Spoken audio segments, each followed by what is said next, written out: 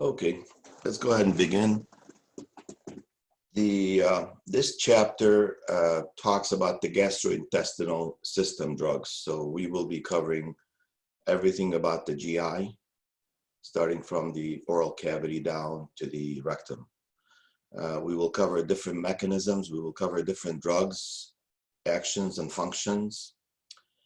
And before I start, let us watch a small video on some of the drugs, how they work, and the GI in general. And then we'll come back. Regulation of stomach secretion is divided into three phases: cephalic, gastric, and intestinal. In the cephalic phase, the taste or smell of food, tactile sensation of food in the mouth, or thought of food. Can you see the video, you guys? You good, huh? Yeah. Okay, good. Sends nervous impulses to the medulla oblongata. These impulses cause parasympathetic neurons via the vagus nerves to stimulate secretion of hydrochloric acid and pepsin in the stomach. The parasympathetic stimulation also results in secretion of gastrin from the lower part of the stomach. This hormone travels through the bloodstream and further stimulates hydrochloric acid and pepsin secretion in the upper and middle parts of the stomach. In the gastric phase of gastric secretion, food has entered and distended the stomach. This distension activates a parasympathetic reflex via the medulla oblongata and also has a direct stimulatory effect on the gastric glands. The result is continued secretion of hydrochloric acid and pepsin. In the intestinal phase of gastric secretion, chyme has entered the duodenum, so gastric secretion is no longer needed. When the chyme contains lipids from the digestion of fats or contains enough hydrochloric acid to bring its pH below 2, gastric secretion is inhibited. The lipids and hydrogen ions inhibit gastric secretion by three simultaneous actions. First, they cause impulses to go to the medulla oblongata to decrease parasympathetic stimulation of the gastric glands. Secondly, they set up local reflexes via neurons in the wall of the gut that decrease gastric secretion. Thirdly, they cause the release of three local hormones which travel via the circulation to the gastric glands and inhibit their secretion.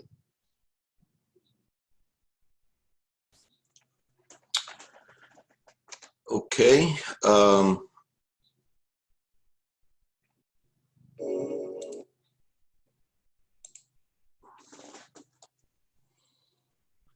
right, so we will cover basically first the different drugs that works on the stomach. Then we will go into different categories. We will work with laxatives. We will work with anti-diarrheal drugs. Then we'll get into antiemetics and other classifications also. So this is just a little anatomy review here to understand. So we have the stomach, we have the fundus, we have the body here, we have the antrum, and then we have the pyloric sphincter here. The duodenum comes in here, lesser curvature, greater curvature. Then we have what we call pits coming into the lumen of the stomach. And these pits right there are referred to as gastric pits. And that is where your, all these ducts that are, in the middle of these cells over here. And we have different cells around the ducts, the gastric duct or pits that secretes different chemicals, and hormones possibly. So, so this is what we're concerned about here in the stomach.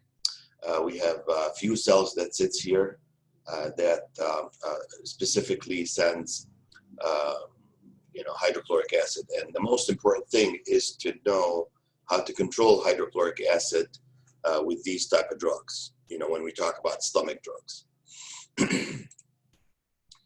So this is just a little review of the video. You know, these are the different phases that the stomach goes through. When you see the food, you go into what we call cephalic phase. This is the nerve, the vagus nerve, parasympathetic, that comes in and stimulate the stomach into the different phases. So you go into the cephalic, that's where the food, you see the food, and then you'll end up sending different enzymes within the stomach. We bring in also, you know, after we have the pepsin and the acid production going, then we have the gastric phase after that. That's where you have the gastrin coming in. And gastrin is the hormone that sends in HCl, which is hydrochloric acid. And that's where the stomach is, right here. And that's where the hydrochloric acid. So most of the medications that we're going to be working on is how to reduce the amount of HCl in here, in the stomach. So, and then you go into the intestinal phase. That's when you get into the intestine, and it becomes chyme. The food becomes chyme. It goes in there, and it sits there, and then different hormones comes in that comes from here to inhibit the secretion of acid in the stomach. So these are the different cells that you need to know, because many of these drugs that we will discuss, they work on these cells here. Okay, so the different types of cells, you know, this is the pit, this is the gastric pits, we call them, and these are all these cells that sits around the pit here, and these are the different cells that we have lining the pits. So the first cells we have are called mucus cells, and these mucus cells that sits at the neck of the pit, right over here, and its main job is to send mucus. So you have a little mucus going in the pit, and then the mucus will come into the lining of the stomach, the lumen of the stomach here.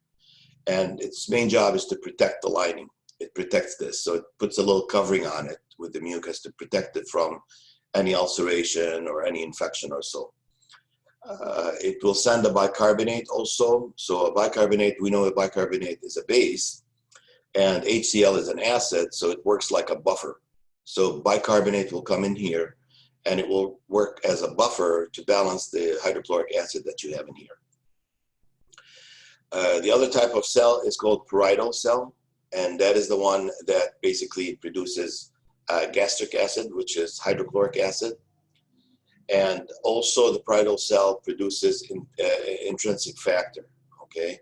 So the intrinsic factor in this case, in here, it absorbs the calcium. But as you remember, in the ileum, what does the intrinsic factor do by the ileum? Anybody remember?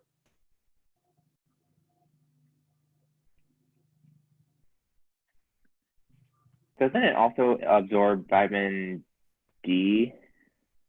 Oh, B, which B? Or You're right. You're D. right. B. B12. Or B12? B12, correct. B12, yes. So by the intestine down here, it helps in the absorption of B12, and up here, it helps in the absorption of calcium. Now, the other cell is the enterochromaffin like cells, and these are the ones that produces histamine.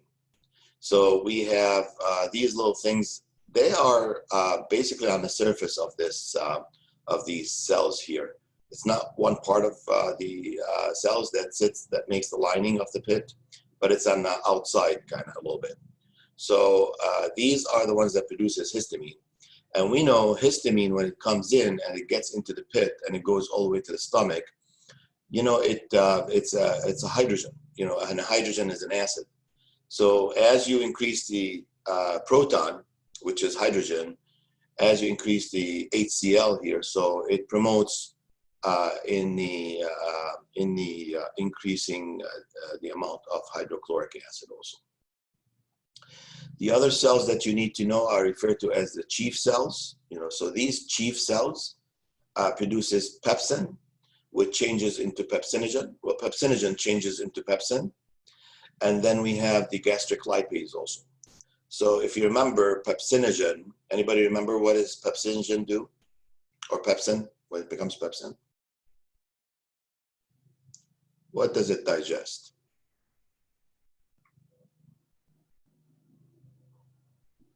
What type of macromolecule does it digest? Protein. Protein, P for P, proteins. Okay, how about gastric lipases? What does lipase do?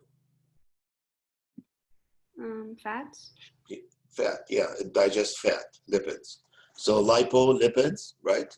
So it's easy. P for protein, lipo for fat. So these two guys comes out of the chief cells, okay?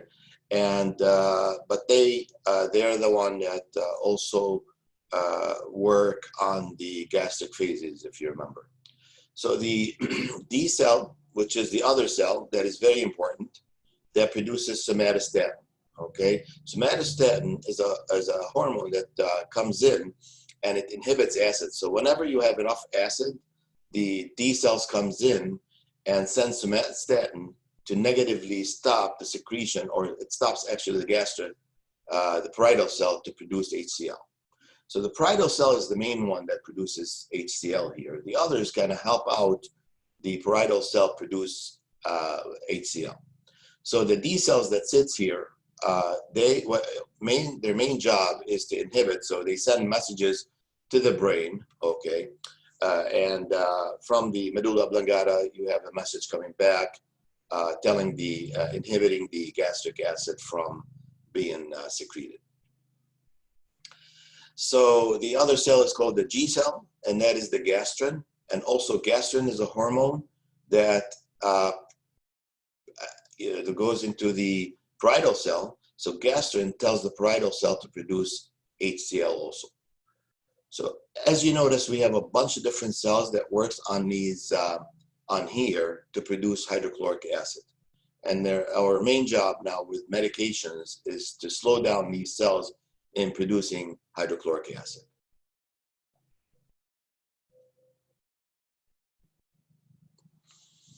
So hydrochloric secretion and regulation, specifically, like I mentioned, it works on the vagus nerve is the main nerve. The parasympathetic branches of the vagus nerve comes in and it secretes acetylcholine. Now, acetylcholine automatically, when it comes in, it goes and it works on the M3, which is this one here. So it works on the muscarinic receptor number 3, and this sends a positive type of feedback in order to produce hydrochloric acid in general. So it mimics the E cell, the EC cells, and the parietal cells to produce hydrochloric acid. Now we have also gastrin itself. Gastrin is a hormone that comes in and it works on the CCK2, which is referred to as cholecystokinin B. And this one also indirectly works on histamine and in the ECL cells, which are, I told you, they're outside the parietal cells. And what they do is they send the histamine through the H2 receptors, and when they get to the parietal cell, the parietal cells will produce hydrochloric acid. Now, this here is a pump that is called the potassium hydrogen pump. Okay, potassium hydrogen pump. Don't confuse this with the potassium sodium pump. So the potassium hydrogen pump is the one that pumps basically the hydrogen out and the potassium in. And when I go out, this is the lumen. This is your stomach lumen. So I have hydrogen coming here, and that's where you have, the higher hydrogen you have in the lumen, the more you're going to make HCl, because you have a transporter up here also that pumps out chloride. So when the chloride comes out and the hydrogen comes out, you make HCl here. So some of the drugs work on inhibiting this one here, which are called proton pump inhibitors. They work on this here. When you block this, then you don't have hydrogen going out. into the lumen, and when hydrogen does not come into the lumen, you do not produce HCl.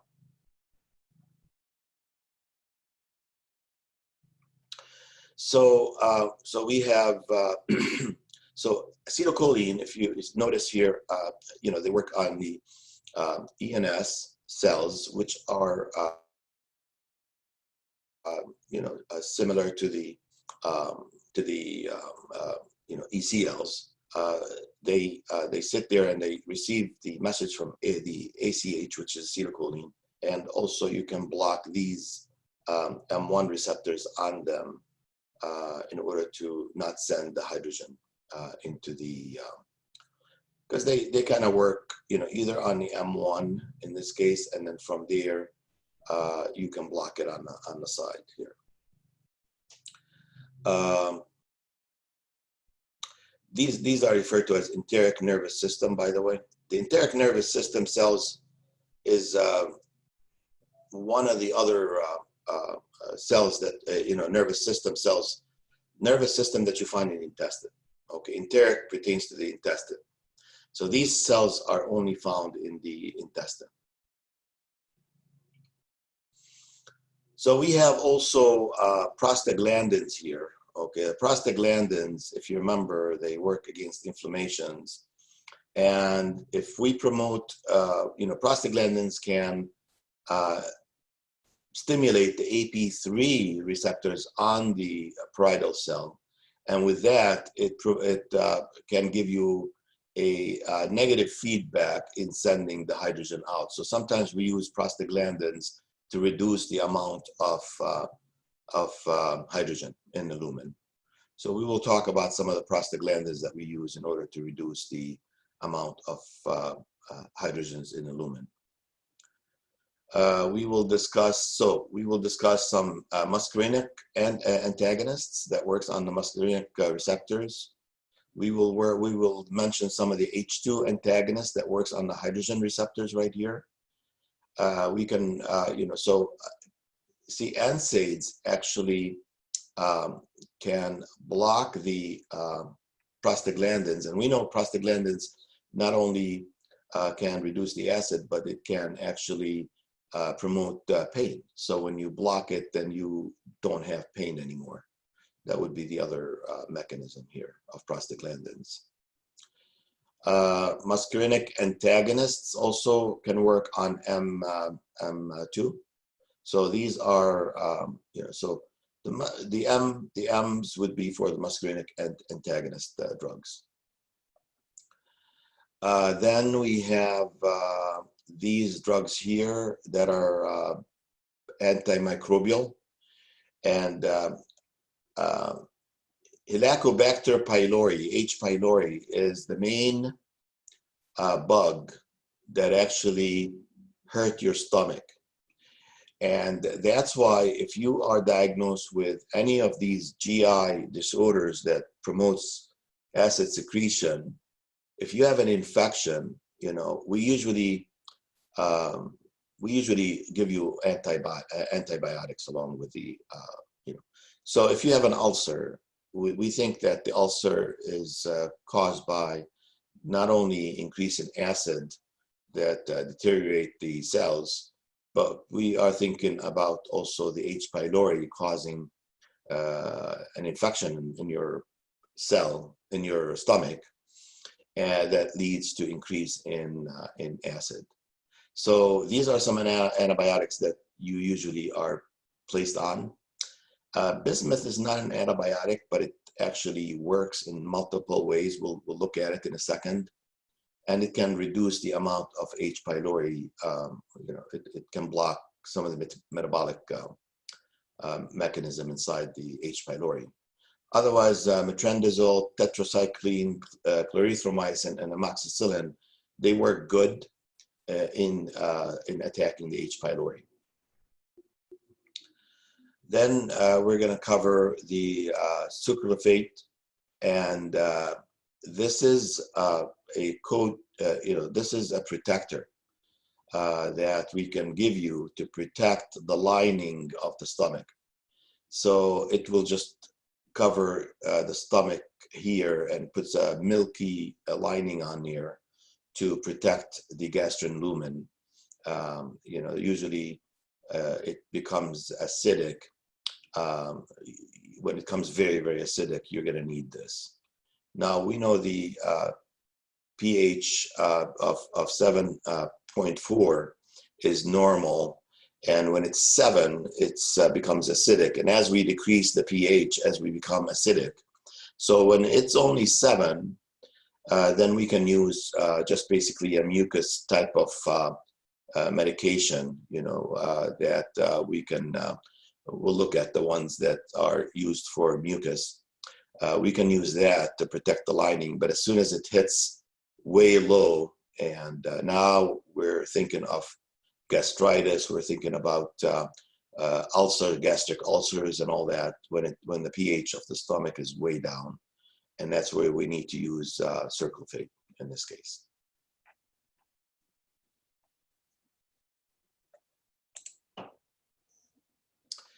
This is just a list of things that can really promote acids in your stomach in general. They discuss the diets, so the diet that you eat, alcohol, red wine specifically, black pepper, garlic, raw onions, spicy food in general, chocolate, citric fruits, lemons, oranges, all kind of citric fruits, coffee, which has caffeine also, any caffeinated drinks, including tea, soda, peppermint does that, and tomatoes, of course, it has a lot of acidic. So you need to stay away from all these things if you are, if you have any acid issues. We'll discuss the most common acid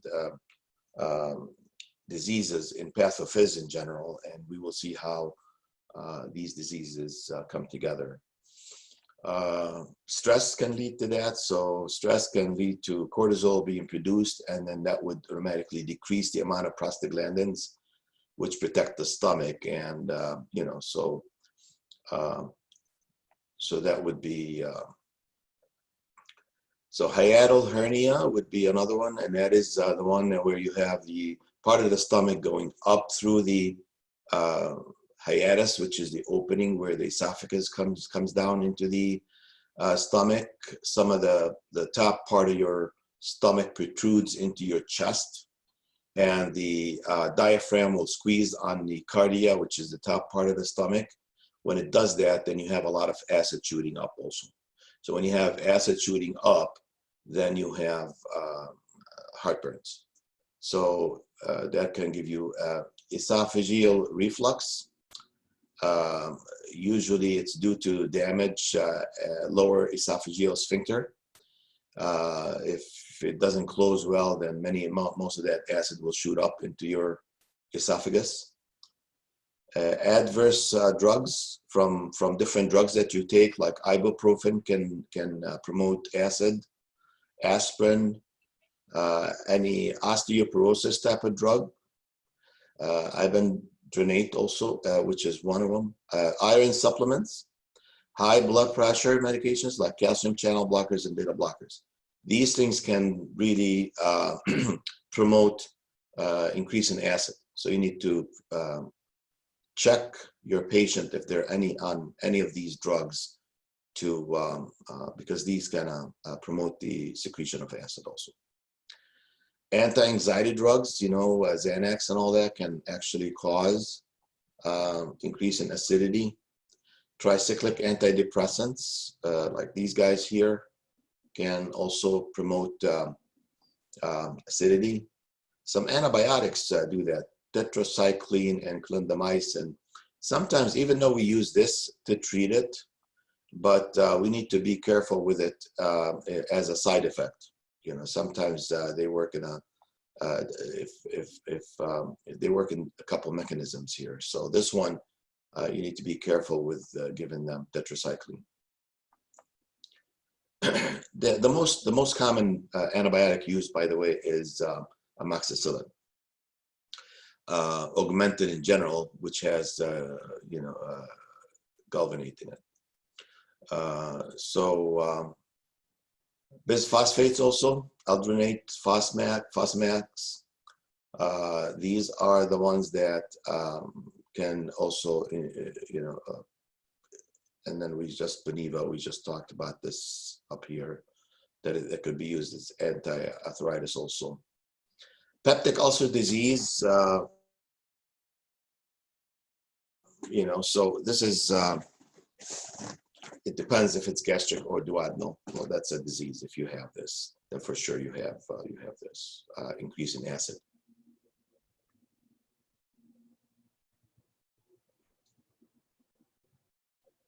So peptic ulcer disease here is very, very important to know because many people are diagnosed with this. And again, it is due to Helicobacter pylori that comes and attack your stomach and causes this issue.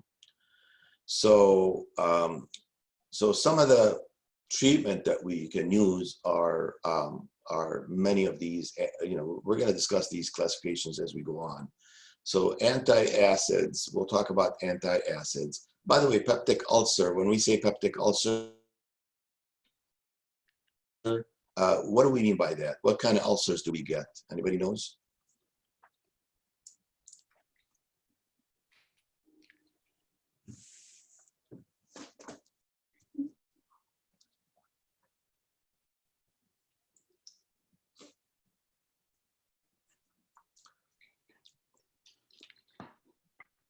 Okay, I just mentioned that just a couple minutes ago. Down here. Yeah, go ahead. Go ahead. Here's some information.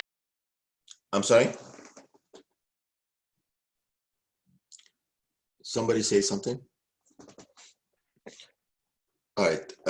So when we say peptic ulcer, we're talking about either gastric or duodenal.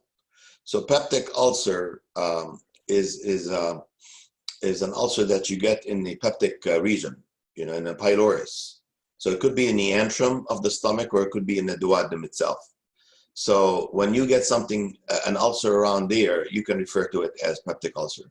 And some people, they get, of course, both. So you're going to get around the antrum of the stomach, you're going to get ulcers there, and you're going to get some in the duodenum. So when you get both type of ulcers, then you refer to that as peptic ulcer disease. So antacids, we'll talk about antacids, and then we'll talk about histamine 2 antagonists. We'll talk about proton pump inhibitors, coating agents. These are the one that covers the lining of the stomach. And then we'll discuss prostaglandins, how they inhibit the secretion of gastrin, and then which causes a buffering system there in the stomach. So these are the ones. So proton inhibitors. We're going to discuss some of the pancreatic enzymes that we can use in order to, if you're missing an enzyme, like protease and lipase being secreted, that can lead to not breaking down some of the, and then amylase, specifically amylase also. If you're not producing it, then, we're going to cover that as part of the GI drugs. We're going to talk about the amylase saliva type of drugs that if you're missing some of the amylase in your mouth, we're going to talk about some of these drugs. H2 blockers, antagonists, prostaglandin antacid, and then antipeptic agents also. We'll discuss these classifications in general. So, all right, we're gonna go to the chart now. So I'm gonna let's see here. Share with you this chart now. And so here are the drugs, we're going to cover a few. So we'll start with the gastric acid. We'll start with, all of them are gastric acid in this case here. So antacids, talking about antacids, these are the ones that in general are buffers. These are referred to as buffers. So these buffering acid and usually are made out of what? What is a buffering agent? Anybody wants to help me out here? It's something that's supposed to promote neutrality. Yeah. To like kind of counteract one one side of the spectrum to the other. So like say if you have something that's alkalinic, you know, you use a buffer to promote it to be a little more acidic so that it becomes neutral. Absolutely. Yes. So you're balancing things out with the buffer. So if you're on, you know, the one angle or the other angle of the spectrum, like you said, you balance it out with something else. Now, when we say acids, we know we're in the acidic side of the pH. So in order to balance this out, we're going to give you a base, correct? Does that make sense? So these things here are bases, but they're salts of the base, okay? Because salts have a negative ion ready to come and join the acid to create a buffer, okay? So these are used as salts in order to, they're referred to as inorganic salts. They attract water to enter the lumen, basically. So they're, and we know salts does that. You know, if you take sodium, automatically water is going to follow sodium to whatever the you know, the space is, and in this case we're going into the lumen, so we're going to increase the amount of water in your stomach. And that's why, you know, like if you have an acidic stomach, you know, if you drink water, water could work as a buffer, but it's not a very strong buffer, but it's not bad. I mean, it can balance things out for you, and then it will reduce the amount of acidity in your stomach when you drink water. But if you get a straightforward salt, then the salt, the basic salt, then this basic salt will join forces with the they will interact with the acid to produce a you know, a balanced you know, outcome in this case. So sodium bicarbonate, okay, sodium bicarbonate. This is very, very common. Okay, Alka-Seltzer is probably the one that you know of. Okay, Gaviscon also, and then Bel Ans, but Gaviscon, I think, and Alka-Seltzer is the famous one on the shelf. You can buy this over the counter. These are used in general. All of these are used as for temporary relief. You know, you don't use this for peptic ulcer disease. You know, you can do that when you take these, any of these here. So calcium carbonate, which is Tums, magnesium hydroxide, which is referred to as milk magnesia, and then we have the aluminum hydroxide, which is referred to as Amphagel. So you buy these over the counter. All of these, any of these, you can get over the counter. They come in oral suspension sometimes, or pills, you know, or lozenges, torches also. So they can come in any of these, you know. So when you take these, automatically they buffer your stomach, and they put a little, you know, they mix with the acid, and then they normalize the acid. So temporary relief of stomach hyperacidity and hyperactivity. So sometimes stress gets your stomach to be hyperactive. When this happens, then you're going to produce more acid.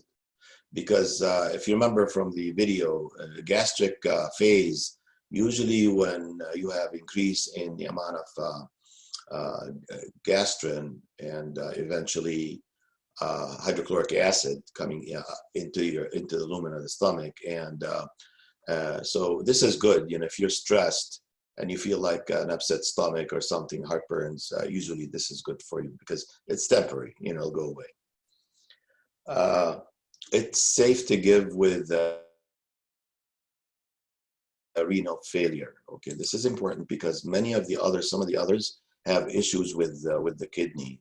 And you need to, if somebody have renal failure, you don't want to place them on some of the other drugs that we will mention later, because they basically don't, they can do not cause, you know, decrease in the flow due to the GFR, you know, the filtration of the kidney and all that. So here's the issue with this. If you take too much of the sodium bicarbonate, and we know this is a base basically, then eventually you're going to end up having what we call metabolic alkalosis, okay? Because you're going to have more base in your stomach than acid, and that will cause what we call metabolic alkalosis. Alkaline, we're going to talk acid base, probably today or Wednesday. We will start that, and then we're going to talk about alkalosis and acidosis and all that. So when we deal with alkalosis, you're dealing with increased amount of base in this case. So here I'm giving you a base, and I'm going to end up having increased amount of base. And when we talk metabolic, it has to do with the system and not the respiratory, because we will learn how that there are two systems that kind of controls your buffering or balancing the pH in your body, and that would be either metabolic or respiratory. So either your lung or your kidney and other systems in your body, not only the kidney, but other systems. So in here, if I increase the amount of base in your stomach, eventually too much, enough to cause alkalosis. And when you have alkalosis, you have issues, So we'll discuss that as we get into the acid base in pathophys. It can lead to electrolyte disturbances. It can lead to hypophosphatemia. And hypophosphatemia is low level of phosphate. Why this is happening? Because when you have sodium or calcium, then so calcium and phosphate, they go against each other. Okay, so when you increase calcium, phosphate goes down. So in this case, when you increase, calcium in this case, you're going to end up having, this. Again, the same thing here. When you increase sodium, you're going to, sodium and calcium, they go together, where phosphate goes opposite. So you're going to end up having, and magnesium and aluminum. So these guys, when I increase these, I'm going to end up reducing the amount of phosphate in our body. And anybody can guess what is phosphate good for in general?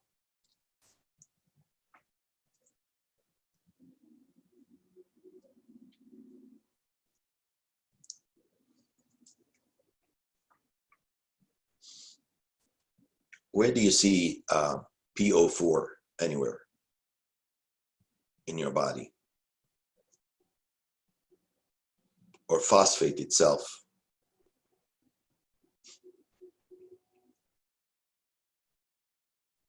It's a form of what? What does phosphate gives you?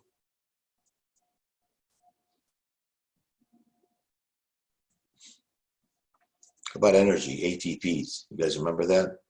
So phosphate is very important to produce ATPs. That's what it does. All right. So these are very important to know. These are things that I want you to remember. Now, if you have too much calcium, okay, hypercalcemia, what would that cause if you have hypercalcemia? Anything specific that you can come with? If you get hypercalcemia in someone, what issues can you have from increasing calcium? Arrhythmias? Go ahead, one at a time. Go ahead, Sam. Was that Sam or? No, this is James. James, go ahead, James. Things can begin to calcify or get harder, as in make things harder to work properly. Yeah. So you have calcification. It's called, right? You could have calcification around the arteries and all that stuff. And what is calcium in general? Does it? It usually it promotes what? Was that Aaron that wanted to say something else? I said that hypercalcemia can lead to arrhythmias. Yeah, that we learned that a little bit also, and it reduces the tone of the muscles, but it promotes what does it do to the bones in general? It promotes strength, right? So calcification in the bone promotes strength of the bones.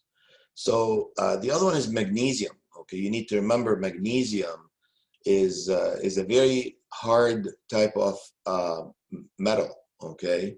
And magnesium, when you take a lot of magnesium, you're gonna end up constipated, okay?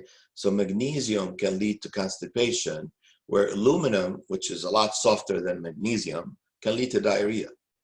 And we use this as laxative sometimes, you know, aluminum hydroxide. So Amphigel is good, you know, if you, as a softener, you know, if you have a constipation, you know, this is good to use for, because many people, they use this. If you're constipated, it can you know, it can be used as laxative.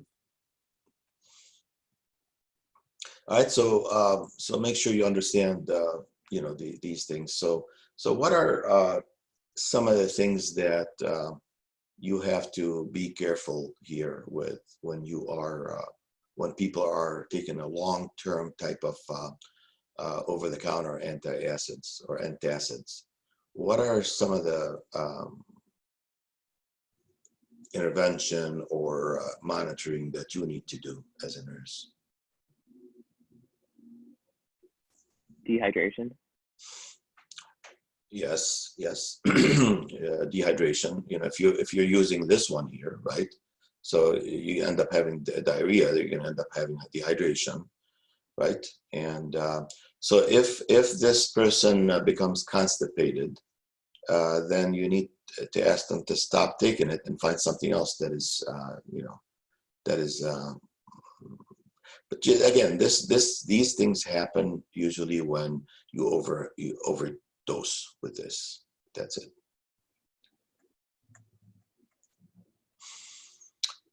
All right, the next classifications are H2 antagonists. Okay, H2 antagonist, H2 receptors.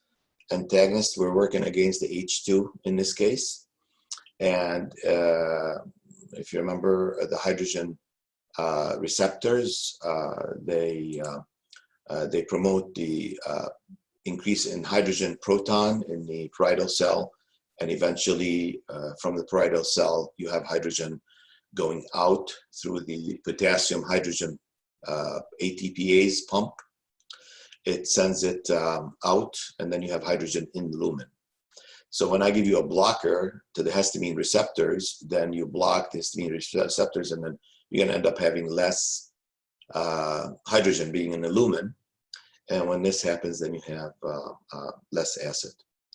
So some of these drugs are cimetidine, ranitidine, famotidine, and nizatidine. So if you notice, you have a bunch of tadines in there. So this one is you know, what you can remember from these guys. So any tadine would be the H2 blocker or H2 antagonists. These are very common: Tagamet, Zantac, Pepcid, and Axid. These are used for diseases. So if you have any gastric disease, then we put you on H2 antagonists, or, you know, proton pump inhibitors also. We'll discuss proton pumps inhibitors in a second. So with this, if you have GERD, which is gastroesophageal reflux disease, who wants to tell me what GERD is? What is GERD? How do you get GERD? Isn't GERD acquired from recent?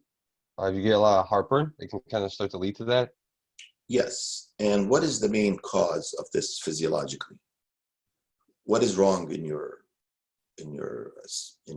GI system? You keep having acid back up into the esophagus leading up toward the heart, if I'm correct? There's just a lot of acid that backs up. Yes, you do. But why do you have it backing up?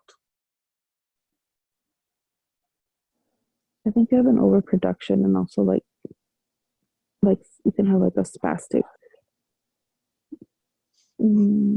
that keeps the acid down. I can't remember.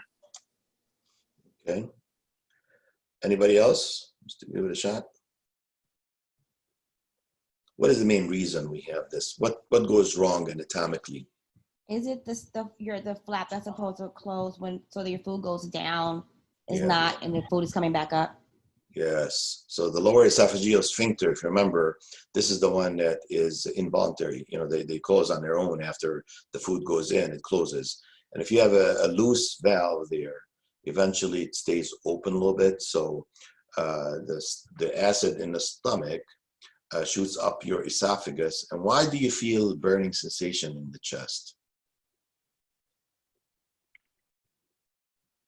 Because the esophagus is in the same in the same region as where you feel heartburn. Right. And why the esophagus? Why do you feel heartburns in the esophagus? From like the acid reflux coming up. Right. And why don't you feel that pain in the stomach? Because that's the tube that's leading it to the stomach, so that's why. I don't know. That's what I'm thinking. Is it because like the stomach has the special line to protect it? Good and job. It's Good meant job. to have the acid there, but the esophagus isn't. Yeah. Remember the cells that we have in the stomach produces mucus. And that mucus protects the stomach lining, you know, from the acid. Up in esophagus, we don't have that. You know, we don't have the those type of lining in the esophagus. So you have no protection in your esophagus. So when the acid shoots up, it burns the wall of the esophagus, and you end up having that heartburn. So that's so gastroesophageal reflux disease due to the the valve, the lower esophageal sphincter becoming dysfunctional a little bit. So we talked about peptic ulcers, gastritis. What do you think gastritis is? Inflammation of, when do you get gastritis in general? Inflammation of the stomach.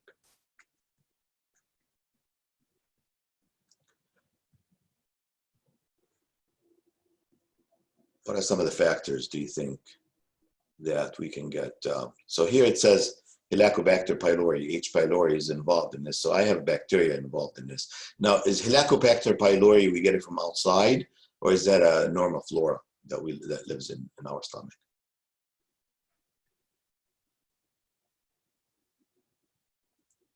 Isn't it a normal flora? Yes, sir.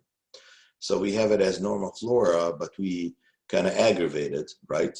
And when we aggravate it, then it'll attack its own. It'll start multiplying. You know, when the and that's why we need to protect it and keep it within normal environment there. So the more if we increase acidity in there, then eventually this bacteria would cherish more, and then it'll start eating up on damaging the mucus membrane, the mucosa.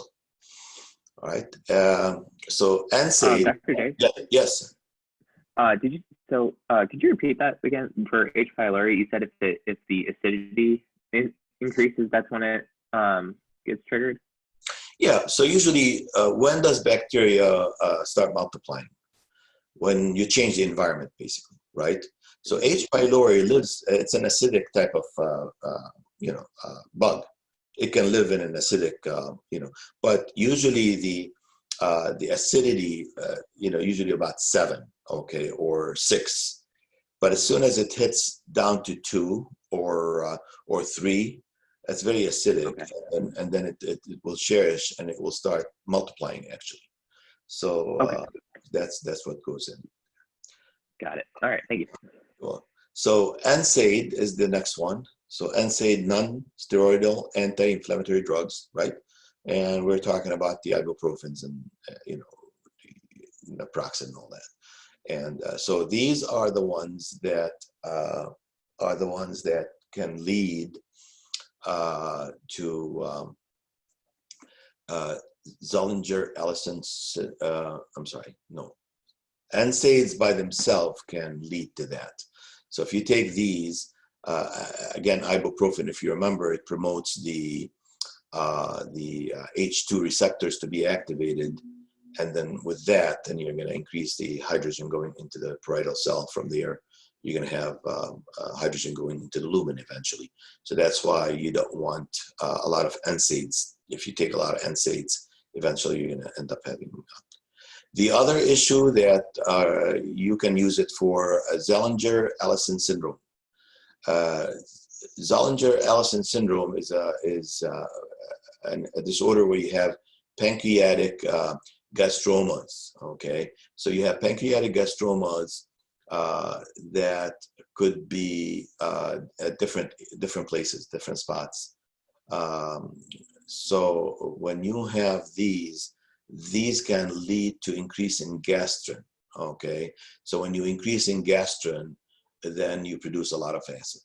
So these gastromas that you get on the pancreas, okay, they can lead to, it's an abnormal tumor, right? It's an abnormal tumor that promotes gastrin cells, of course, the parietal cells to produce gastrin, and then from there, or gastric acid, and then from there, eventually you have increase in hydrogen.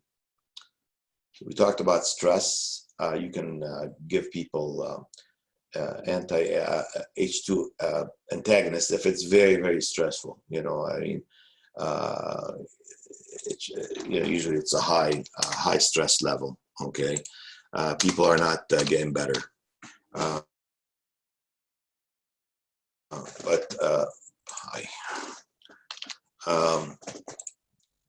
And then hiatal hernia, we just discussed what happened with hiatal hernia. Right, so here's the issues that you need to keep in mind when you monitor your patients for these things, if they are on these drugs in general. The first thing is, in general, taking this too much can lead to GI effects, CNS effects, heart arrhythmias, and hypotension. Now, these are in like not very common, but it could happen. You know, so keep in mind that certain patients showed these type of symptoms after they've been placed on any of these drugs. And we are discovering things as we go along, you guys, until today. And recently, I don't know if any of you heard that ranitidine, which is Zantac, it's associated with stomach and esophageal cancer.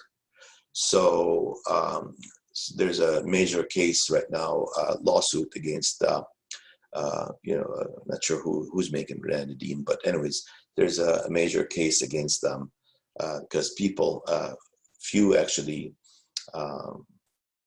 they are relating ranitidine to stomach and esophageal cancer somehow. And so that's that, now this has been added, Cimetidine, which is Tagamet, is gynecomastia. That's very, very common, by the way.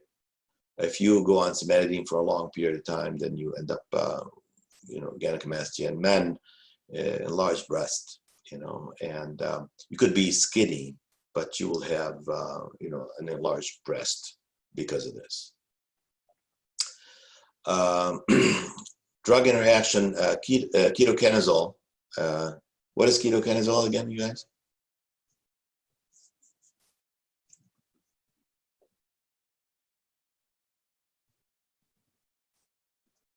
An Isn't antifungal. it one of the azoles? Antifungal, correct. This is antifungal. Yep. So ketoconazole, you can apply this, by the way, topical and all that. If you take this and you're on any of these, then it will reduce the acid, the anti-acid action. So the heartburns will not go away, as good as they should. This one will work, but the antacids, these guys, or the H2 antagonists will not work as good. Dr. J, quick question. Yes. With the whole Zantac case, if it's proven that it could give cancer, would that mean it gets pulled from the shelf for rotation, which is they would have to just slap it could cause cancer on their labels from now on? Ranitidine, this one here? Yeah, the Zantac one. Yeah, Yeah, with that. Yeah,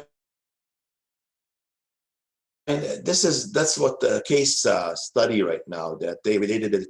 You know, that they did you know, a case study, a clinical study on. They took a bunch of patients and they did a clinical trial on them taking this, and they found out that I think 4 out of 25 actually came up with stomach and esophageal cancer.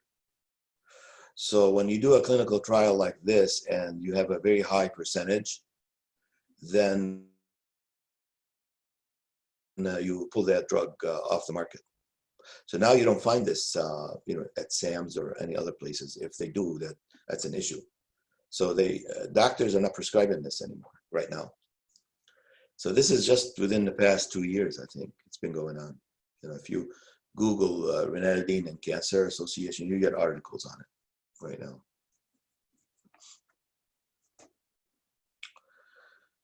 All right, so let's move into proton pump inhibitors. Okay, so these are the ones that work on the sodium potassium pump. Let's go ahead and watch a little video on that, on the mechanism to understand how they work, and then we'll come back to this. So hang in there a little bit.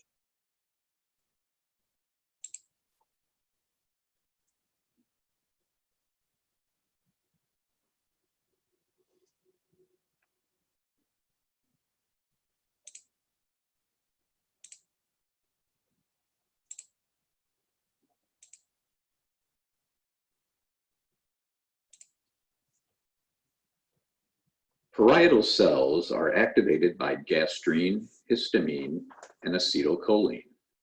Hydrogen is obtained by combining water and CO2 to get H2CO3. It gets disassociated and HCO3 is exchanged for chloride. At the apex, the chloride passes through ion channels into the lumen. ATP then powers the exchange of hydrogen and potassium. Thus, hydrogen and chloride have been extruded into the lumen to form hydrogen chloride. Omeprazole, a proton pump inhibitor at a pH of less than 5, reacts covalently with the SH groups of the hydrogen potassium ATPase enzyme and inactivates it irreversibly, especially when 2 molecules of omeprazole react with 1 molecule of the enzyme. After absorption into the bloodstream and subsequent diffusion into the parietal cell, it gets concentrated in the acidic pH of the caniculi because the charged forms generated are unable to diffuse back. Moreover, it gets tightly bound to the enzyme by covalent bonds.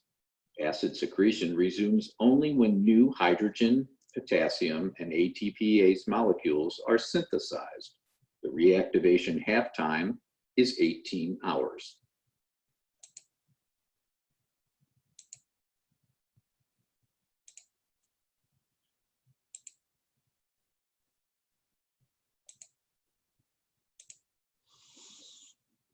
Okay, so it was just a detailed type of mechanisms, but in general, if you remember, we have the pump that works on the membrane of the parietal cell, and we have what we call the hydrogen potassium pump, of course. So the hydrogen will go into the lumen, and the potassium will go inside the parietal cell, and then eventually a chloride comes from the parietal cell outside into the lumen, and eventually the hydrogen and the chloride gets together to form hydrochloric acid.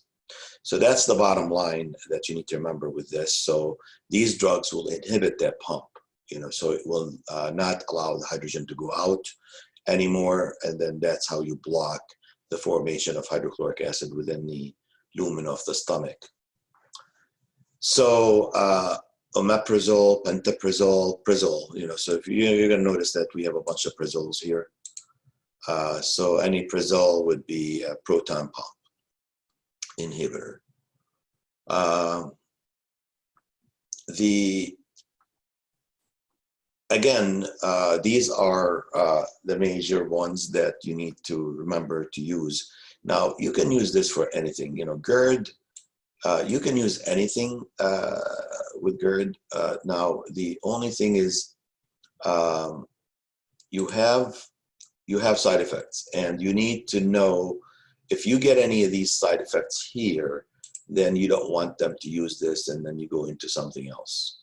But these, you know, so either these or these could be used, except for Zellinger Ellison. This is the one that specifically with the gastroma one, H2 antagonist works better because you need to block the, it has something to do with like, you know, increased allergies, allergic reaction in the parietal cell. That's why it produces a lot of gastrin. So this one works a lot better by blocking the H2 receptor, you know, this and this. Although with the proton pump inhibitors, they're more commonly used than the H2 antagonists. Now, all these are over the counter now. You can buy these over the counter, where these are not. You know, there some are, but as a matter of fact, you know what? I think all of them are now these days. I'm not sure about pantoprazole, Protonix, but I know and Prilosec. Nexium is, Prevacid is, and Dexilan, I'm not sure, but I know these two guys, maybe not. Omeprazole and pantoprazole. You still need a prescription for that. Anyone have an idea if omeprazole and pantoprazole are over the counter at all? I don't think so. I know Nexium is. I know what metronidazole is. Pantoprazole is? Yeah, 'cause my mother takes that, and she gets it over the counter. Yeah. And omeprazole is also? Or just Yeah. both? Okay. So they're all over the counter now, you know, so let's see here. But anyways, so when you put the patient on this, you can put them for anything that has to do with stomach issues. But here are the side effects. You know, you need to remember some of the side effects. Some patients will get these kind of CNS disorders. So a little dizzy, headache, asthenia, you know, feeling weak muscles, vertigo. Okay, so people have a little also ringing in the ear, and dizziness. You know, what's the difference between dizziness and vertigo again?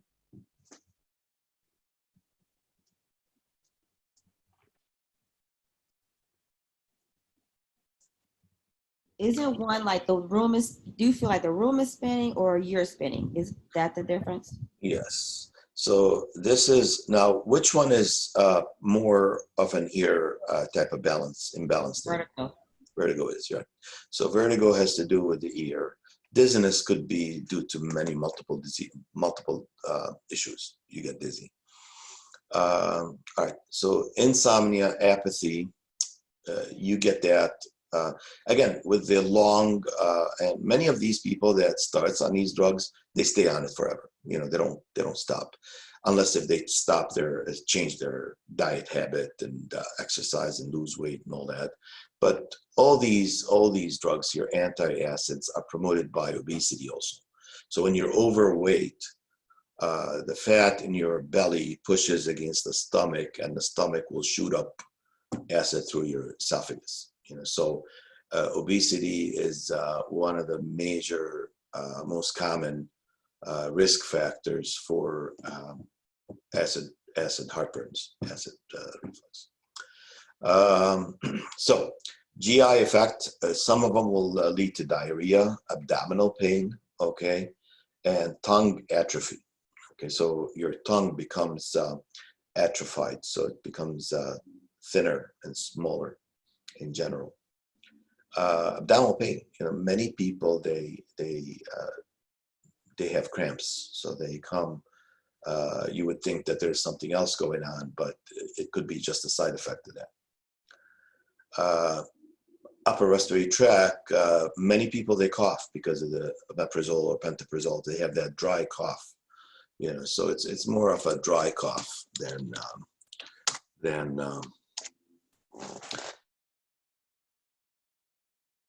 a stuffy nose. So you know, you always feel stuffy. You know, yeah, I'm taking pantoprazole right now, and I get that stuffy nose all the time.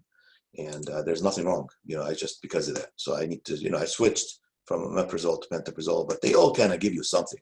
So you need to live with it. And here, this course, you guys, drugs, right? Pharmacology.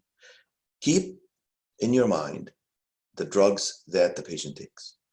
That's your first question. What are you on? So you will be a smarter a professional as a nurse if you can figure out that those symptoms, especially the mild symptoms that they come up with, is due to the drugs before you come and diagnose them with something else. All right. Now, I had a little nosebleed one time. Now, you can freak out, right? You can come and say, "Oh my God, epistaxis, you know, nosebleed." It could be, you know, high blood pressure. It could be this and all that. But it could be due to that, because this happens once in a while.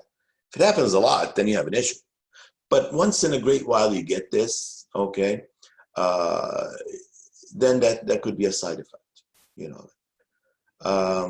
You know, hoarseness, you know, you always have that hoarseness kind of feeling in the voice, okay. Rash, alopecia. So sometimes you get loss of hair in certain. So these are reported side effects. Reported side effects by patients. So patients come and says, you know, I've been on this and I am healthy otherwise, but I'm having these issues. So you have to be healthy otherwise, and then we can come and say these people, this is what's actually reporting. Dry skin. Pruritus, itching, you know, like little itching on the skin, you know, you have a little, sometimes you have an itch, you know, because of that. Back pain, fever. Once in a while you get low grade, you know, not you know, so you can say low grade. Okay, low grade fever, nothing serious. So how do we diagnose, how do we diagnose low grade fever, by the way? What is low grade fever? What is considered low grade fever?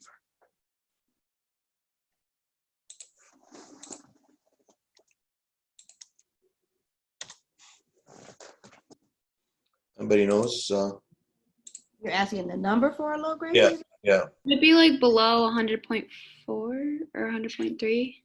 No, 3 is high. No, 100 point. Like, would it be below like 100.3? Or like, Yeah, Like 99, 99 yeah, something. yeah. Between normal is 98.6, right? yeah. Right. So Between 99 and 99 to 100. So 99, you know, to 100, usually that's low grade. So if you get a 99 degree or 100 up to 100 max, up to 100, actually, yeah, not even 99.8. It's one point, you know, so 98.6 up to 99.6, you know, that would be you know, up to 99.6 to be exact here. Up to 99.6 would be low grade.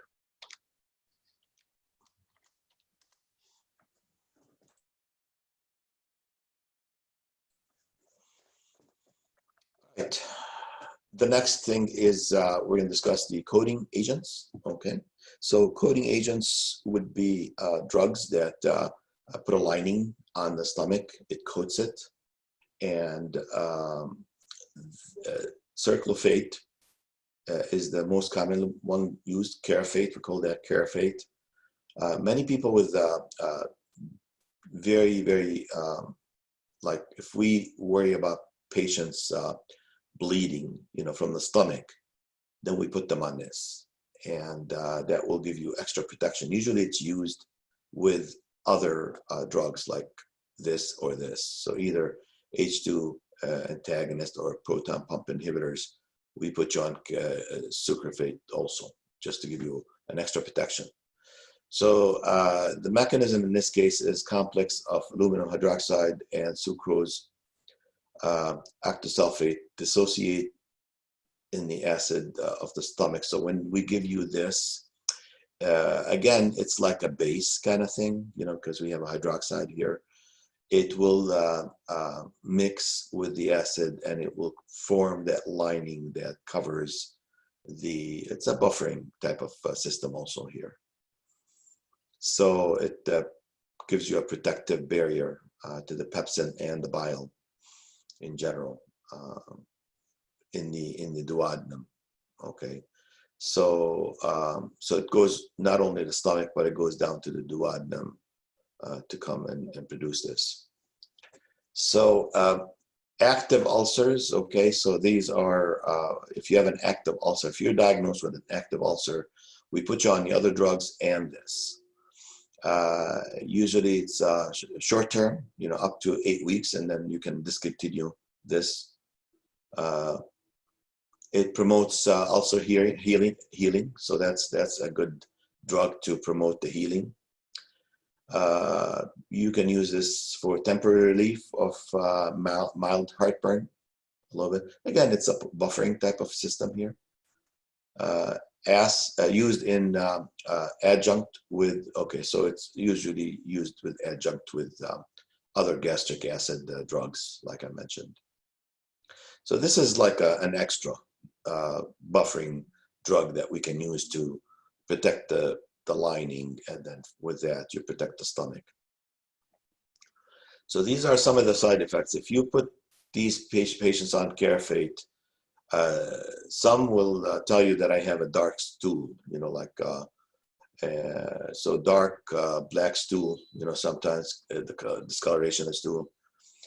Constipation, some said they become constipated. Again, diarrhea, nausea, indigestion, gastric discomfort, dry mouth, and blue gum. Okay, so blue gum is, let's make it blue here. So blue gum is one of the side effects of Carafate. What is blue gum? Why would you have blue gum in this case? Do you think? What is when do you turn blue? Usually there's not enough oxygen going to that part. Yeah, you have more CO2 kind of, right? Concentration, you know, amount of concentration of CO2 increases. And with these, you know, aluminum hydroxide is a salt that comes in that actually buffers and adds more hydroxide than indirectly it causes an increase in the carbonic acid dissociation, which creates extra CO2 in your blood. When this happens, then eventually you have a blue gum, you know. But anyway, so your gum will, you know, you will have a little bit extra CO2 in there. Dizziness, sleepiness, vertigo, you know, again, probably increasing in the CO2 can cause this. Skin rash, back pain. So these are some of the things that you can get with Carafate. The next one is colloidal bismuth. So bismuth, which is Pepto-Bismol. This is, yes, this guy is, so far we're talking about the coating agents. So we did already different classifications, if you see. Now the coating agents, we have Circlofate and we have the colloidal bismuth, all right? Colloidal bismuth itself is, again, it's a buffering type of chemical, but it has multi-purpose. You know, it has a lot of purpose that we can use also with this.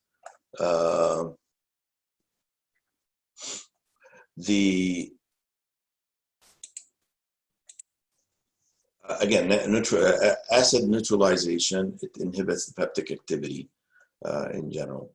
But we can use it for temporary relief. You know, you can't use this for a long period of time. You know, you've seen Pepto-Bismol. What color is Pepto-Bismol? You guys remember? Pink. Pink, yeah. So, find the pink color here. There's a pink color. Pink color. I don't know, I can't find a pink. Maybe this one here. So Pepto-Bismol, it's multi-purpose type of drink. You can drink it if you have diarrhea. You can drink it if you have so all that stuff. So anti-acid, you can use that. Temporary relief of gastrointestinal issues, nausea, heartburns, and digestion, upset stomach, diarrhea, non-ulcer dyspepsia. What does dyspepsia mean?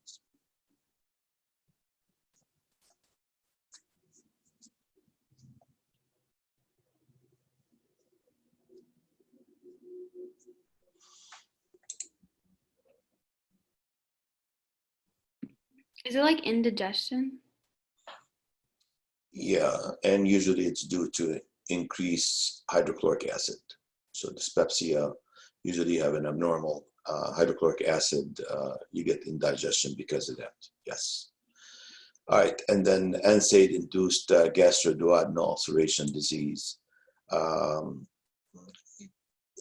So if you take an NSAID, usually you want to take some of that if you're start creating some anti-acid. Now with this guy, you have a black or hairy tongue as one of the major side effects. Now the hairy looking, it's not like you have hair coming out. So hairy looking. So hairy looking tongue, okay? Because of the Pepto-Bismol, you're gonna have like a little thick layer that looks like, if you ever seen a thrush on the mouth, it will look like a thrush. So it's hairy looking tongue, but it's not actually, you know, but it's black in color, you know. So when you see black tongue, think of that's because of this. So if you take this a lot, you know, it showed, you know, dark stool also because of the coloration, and blue gum also. So these two guys, they have these two, but this one causes this. So this is significant for bismuth. You get cold symptoms, sometimes stuffy nose, sneezing, sore throat, confusion, constipation. Because you use it for diarrhea, you're gonna end up having patients being constipated if you use too much of it. So these people becomes chronically constipated. So you need to stop this because of that. Now again, we all use this, and we're not going to get any of these probably at all. You know, we could get maybe a stuffy nose or sneezing, you know, but nothing serious, you know. But it happened. So people actually showed these things. So how do you decide if this is actually a side effect of this drug? You got to have healthy people, you know, being on the trial, clinical trial. You can't have somebody that is taking other medications, or, you know, it's got to be healthy. It's got to be at a certain age and all that. That's how you screen your candidates for that clinical case study. So you can rule out any other issues that they have, and you can pinpoint it to their drug. All right, the next ones are prostaglandins, and prostaglandins, we use them to inhibit the HCl. As we remember, they work on the EP3 receptors. So the EP3 are receptors on the parietal cells. Prostaglandin comes in and it inhibits the, when they activate the EP3, they inhibit eventually the proton pump that you have. And we said the proton pump is the one that sends the hydrogen out into the lumen. Okay, so it blocks this, and then you don't form HCl anymore. So prostaglandins, misoprostol and alprazolam, these are the one that we covered these before, and we said, what other things that prostaglandins do? You guys remember?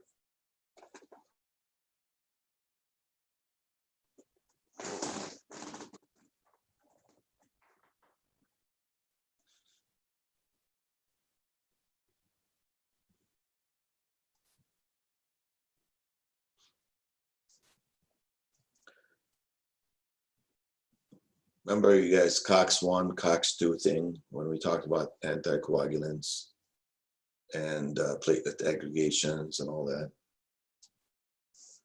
And we said prostaglandins actually inhibits the aggregation of platelets.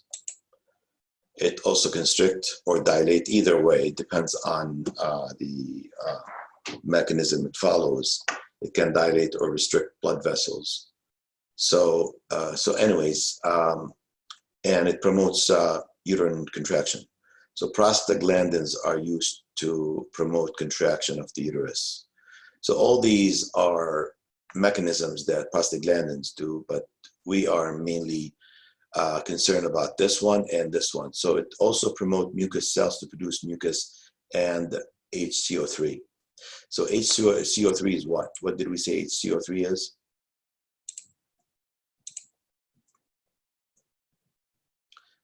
What is the name of H? Bicarb, yes, bicarbonate. So bicarbonate is that an acid or base? That's a base?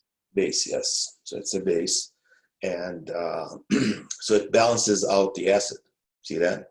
So when we have this, if I take this hydrogen from here and I add it to here, I'm going to form what? H2CO3, which becomes an acid. So that's how I take this out of there. I add it, became an acid, and then this one goes back into the cell and change into H2O and CO2.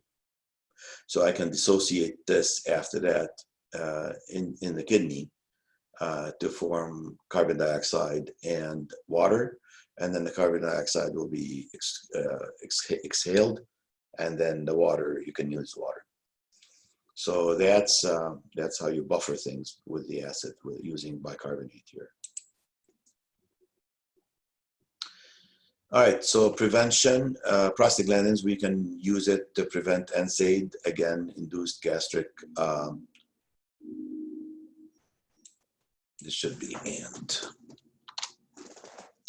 and duodenal ulcers. So, so we prevent, yeah. So NSAID, they're troublemakers, aren't they? How many of you take Motrin all the time, or ibuprofen? Anybody takes ibuprofen? Anyone knows someone that takes ibuprofen every day? I don't. Yeah, I mean, if you do know someone, keep an eye on them. You know, if they take like 400 milligrams a day, that's fine. You know, but we're talking about people that takes like the 800 milligrams, like 3 times a day or so, because this is like a pain relief type of anti-inflammatory type of drugs, and they relieve pain. And many of them, they take it for joint pain and all that. So then they complain of upset stomach and heartburns and all that, and that's usually due to that. So if somebody start getting these gastric ulcers or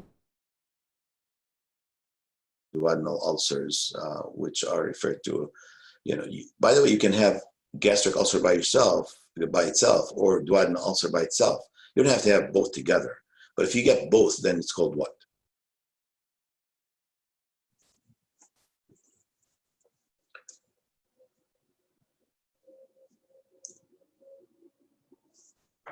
So if you can have gastric ulcer, that means what? It's in the stomach, right? Or you could have duodenal ulcers, which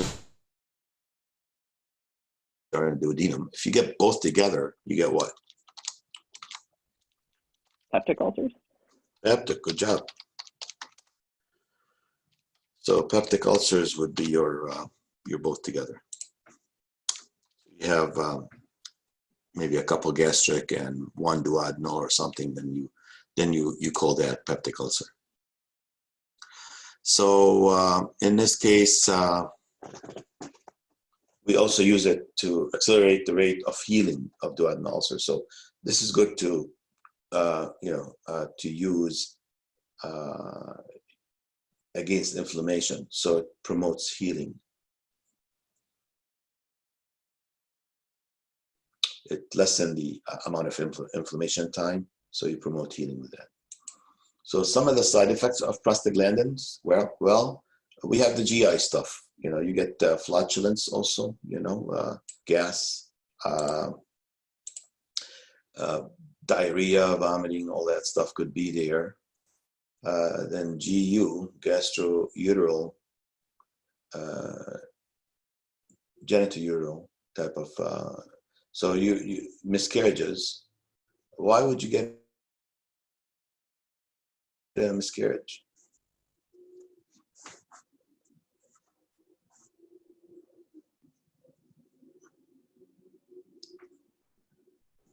Because of the excessive bleeding. What causes the excessive bleeding? Physiologically, look here.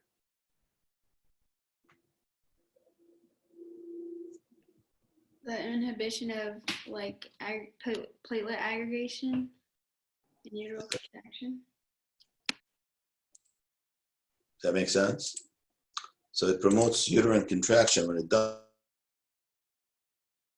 that, then it causes what? You to lose the baby. And then it causes you to have excessive bleeding, spotting, cramping. And it's all uterine contraction right there. So hypermenorrhea, dysmenorrhea. So this one here, this mechanism can cause you to have issues here.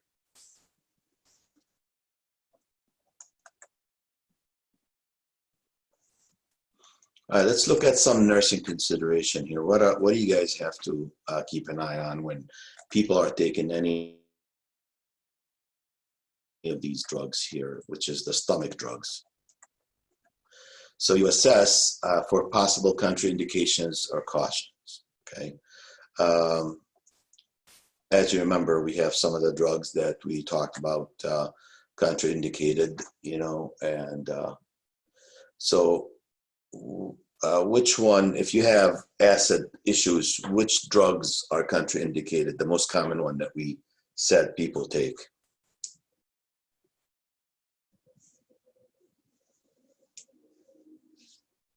Was it the ibuprofen? Yep, NSAID. So NSAID is the major one that you need to keep in mind with people having acid gastric disease. All right, you always check their physical, do a physical exam. You ask them for allergies, inspect for pregnancy and lactation, right? If they're pregnant, do you put them on prostaglandins type of drugs? No. You don't. Otherwise, you're going to cause the baby to come out. So always inspect for pregnancy, What about also skin neurological status? Because some of them have side effects of CNS, right? We talked about some of the CNS issues in which drug? Right there, this one. And there are other ones also where we have CNS, proton pump inhibitors, CNS. So these are, you need to be careful with. So because these things can cause all this here, proton pump inhibitors, you need to be careful with their neurological status. So including level of orientation, effect, and reflexes. Abdomen, if they have abdominal issues, you always listen to the bowel sounds. Okay, anybody knows what is a bowel sound? What do you hear here? What do you listen for? Suggestions for any loud or abnormal gurgling or some sort of, Yep. I don't want to say roar, but Yeah. What causes this, by the way? The gurgling. What physiologically, what causes the gurgling and all that? What is the normal physiological thing that happens in your intestine that can lead to these kind of gargling? Is it just like the breakdown of food? Like the acid? What does your intestine do usually when it's digesting and all that? What process is it going through? It's pushing it through. What do you call that? What's the medical term Peristalsis? for that? Pushing it through. Peristalsis? Peristalsis. Yeah. So that's what you listen for. You listen for the peristalsis, and you can have hyperactive bowel sounds or hypoactive bowel sounds. So gurgling, and all that stuff that you hear is due to the movement of the intestine. Also, you listen to the respiratory status, including respiratory rate and rhythm, because just in case if there's any cardiac or respiratory issues. These are some of the diagnoses that you guys can use as nursing diagnosis: diarrhea related to GI effect, risk for constipation related to GI effects, imbalanced nutrition, disturbed sensory perception related to CNS, risk of injury related to CNS. These are some of the nursing diagnoses that you can list, but depending on the issue that you have, but these are the ones that's mentioned in the book.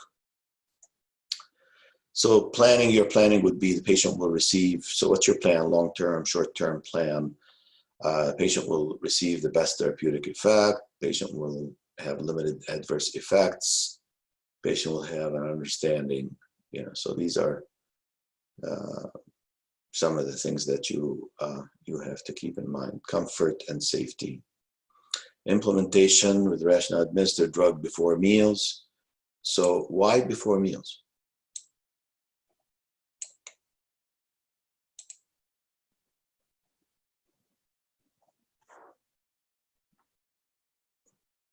Is it so that the stomach starts making the proper enzymes to start absorbing and metabolizing the food? Yeah. Let me answer this general question. When do you decide this medication with food, without food, before food, or after food? What is the logic behind it here? Why is it important? What is it based on, your decision there? If it eats on the lining of the stomach or not? Okay, that's one thing. If it irritates the stomach, then you want to take it with what? With food or without food? With food. Absolutely. So you look at, does it cause any discomfort, GI discomfort when you take it without? If it doesn't, then you can take it without. So then we tell you yes or no. Now, certain drugs, you don't want to take it with food, okay, like these, because here, all these gastric acid drugs, usually you want to take it on empty stomach, okay? Why is that? What happens after you eat with relation to acid, hydrochloric acid? Does that increase when you're eating?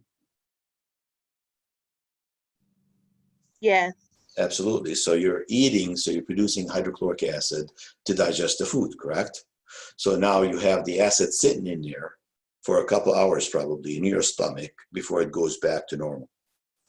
So if I give you the anti-acid just after you ate, that is true. It'll take care of business there for you, but it doesn't last as long as it should up to the next meal.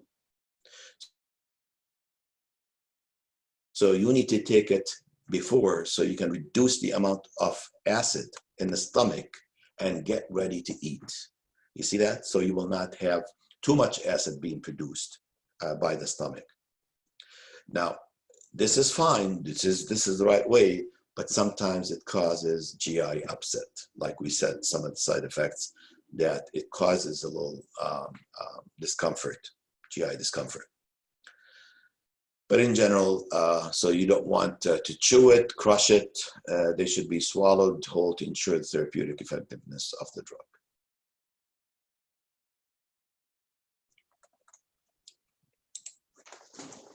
All right, so this is the next classification that we will talk about is digestive enzyme supplements. Okay, so so what are the hormones or what are the enzymes that are referred to as salivary enzymes? What's the most common enzyme that we deal with in the mouth? Amylase. Amylase. So amylase is the major enzyme, and what does it digest? What type of macromolecule? Starches. Carbohydrates, right?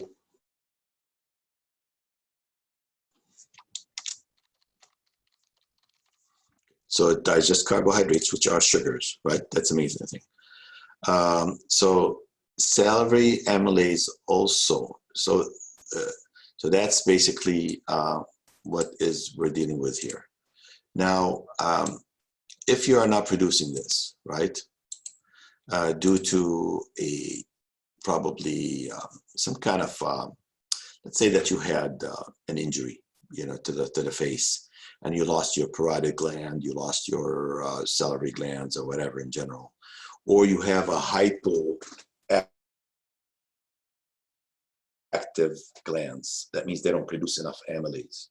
So you're going to end up needing some amylase from outside that comes in and help you digest. But it's not only amylase. Saliva has what in it also? Believe it or not, it has electrolytes, and it has also, different types of carbohydrate itself. Okay, but these are the ones like cellulose. Okay, which would be the one. Do we digest cellulose, by the way?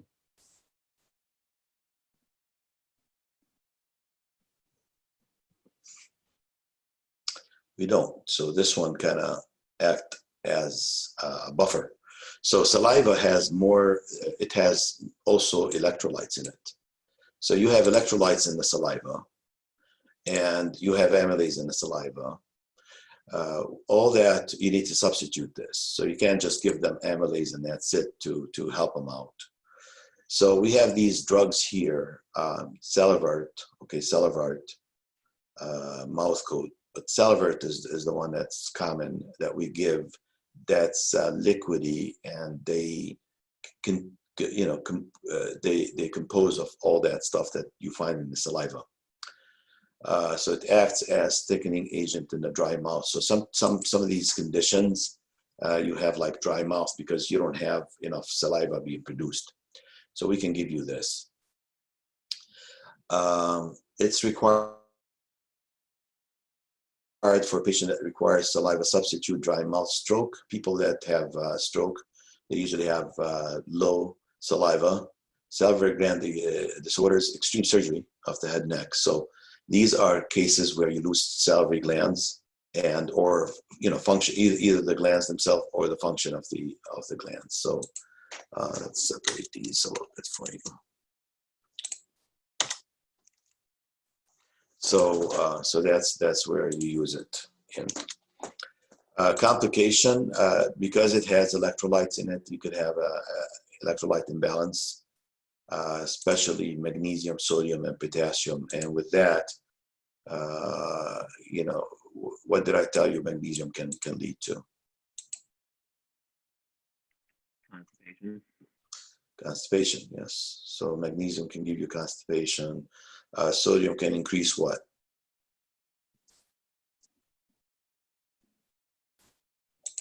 Increase your blood pressure, right? And potassium can promote what?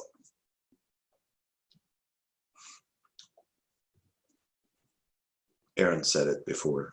What was it? Arrhythmias. What's that? Arrhythmias. Arrhythmias, yeah. Contraction. So increasing contraction, basically, of the heart. All right, so good. So that would be something that you can see patients on because of this issue here. Other drugs that has to do with the pancreas. So these are pancreolipase would be one of the drugs that we use to replace some of the pancreatic enzymes. And so what are some of the enzymes that are usually help the absorption of fat or digestion of fat? What do you call that?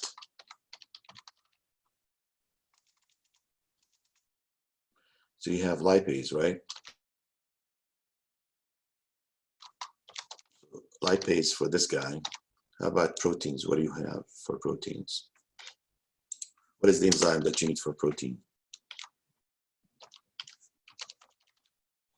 Protease. And what about carbohydrates? What did we say? So these are the three hormones that you find that are produced to digest all that and help you absorb also these things. So we can have a mixture of this in here that can help you. So patients that require pancreatic enzyme supplements, common duct problems. So we know that the common duct, cystic fibrosis have issues with ducts, right? Like the pancreatic duct, if you remember, or the common bile duct. When you have thickening of that, you're not going to produce any of these enzymes to go into your duodenum. So we use it for cystic fibrosis.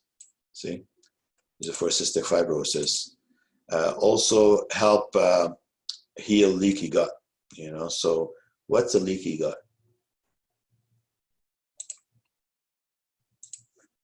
What's a leaky gut? Anybody knows?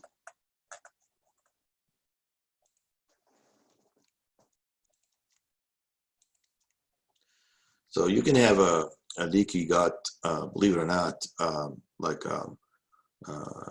erosion within the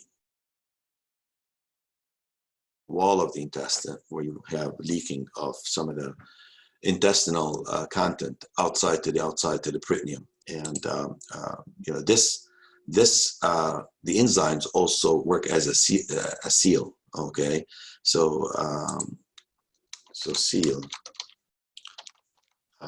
to prevent that leakage.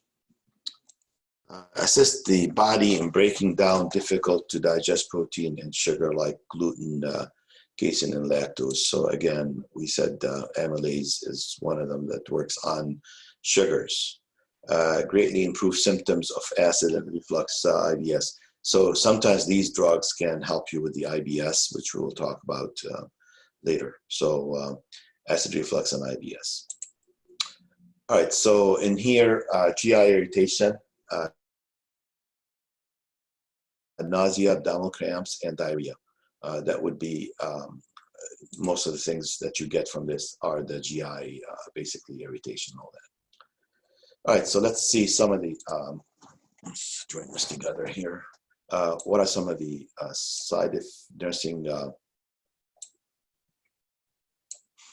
nursing consideration? Physical exam, think of heart failure or hypertension, pregnancy and lactation. Why do you see this all the time? You know, be careful with people with hypertension, heart failure, pregnancy, and lactation. Are these very important to keep in mind? Absolutely. You got to keep in mind all these when you put people on any type of drug because of the side effects. Abdomen and bowel sounds, appropriate lab values. You always assess for almost similar things here. But in this case, monitor mucous membrane. So after you put them on this, you need to monitor for mucous membrane to assess if the condition is actually working or not. You know, so that's out of this, that's what you need to monitor and assess and monitor. Diagnosis for this, diarrhea-related GI effect, imbalanced nutrition, okay, because you have, the amount of carbohydrate, the amount of macromolecules are not being digested if you're missing any of these enzymes. And deficient knowledge for this. All right, so here's what we're going to do. I think we are good on timing up to now. So I'm going to cut down these lectures up to 2 hours instead of 2.5 hours. So we are done with this lecture now, and I'll continue on Wednesday to cover up the rest. So unless if we need to, but so far I think we should be okay with the 2 hour instead of 2.5 hours. So we should be done with this. Any questions, you guys? Any questions? I think I'm good. Okay. Anybody else? Is I'm that solid. solid? Okay. Okay, we'll finish here. And